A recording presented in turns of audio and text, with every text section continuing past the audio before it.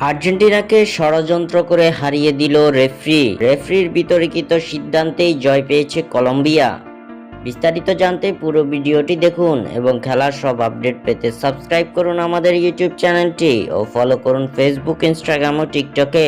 দর্শক, আর্জেন্টিনার বিরুদ্ধে দেওয়া এই পেনাল্টি নিয়ে আপনাদের মতামত কি?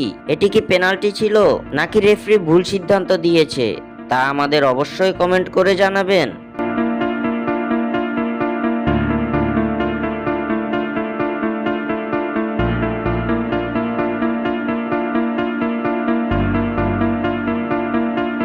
2026 বিশ্বকাপ বাছাই পর্বের ম্যাচে কলম্বিয়ার কাছে 2-1 গোলে হেরেছে আর্জেন্টিনা।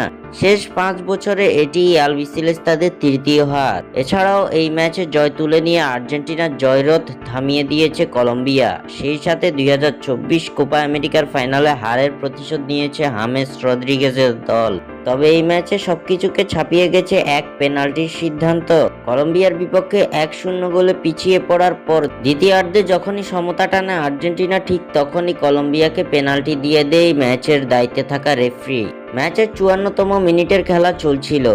এর প্রায় 2 মিনিট আগে করা নিকোলাস ওতামেন্দির এক ট্যাকেলকে নিয়ে রেফরির কাছে আবেদন জানায় কলম্বিয়ার ফুটবলাররা। এ নিয়ে মাঠে দুই দলের খেলোয়াড়দের মাঝে বাধে হট্টগোল। কলম্বিয়ার সেই আবেদনে সাড়া দিয়ে ভিএআর চেক করতে চলে যান রেফরি। রিপ্লেতে দেখা যায় নিজেদের বক্সে কলম্বিয়ার দানিয়েল মুনোজকে ট্যাকেল করেন নিকোলাস ওতামেন্দি। তবে সেই ট্যাকেলটি ছিল একেবারে সামান্য। খালি চোখে দেখেই বোঝা যাচ্ছিল যে ইচ্ছাকৃতভাবে সেই ট্যাকেলটি করেননি ওতামেন্দি। তবে ভিএআর এর যাচাই বাছাই শেষে কলম্বিয়ার পক্ষে বাঁশি বাজায় রেফারির এমন বাজে সিদ্ধান্তের জন্য মাঠে তার সঙ্গে বাকবিতণ্ডা করতে দেখা যায় আর্জেন্টিনার খেলোয়াড়দের। পরবর্তীতে সেই পেনাল্টি থেকে গোল করে দলকে লিড এনে দেন অধিনায়ক হামেস রদ্রিগেজ। শেষ পর্যন্ত এই লিড ধরে রেখে জয়ের দেখা পায় কলম্বিয়া। স্বাক্ষর থেকে সাদবিন ইসলাম।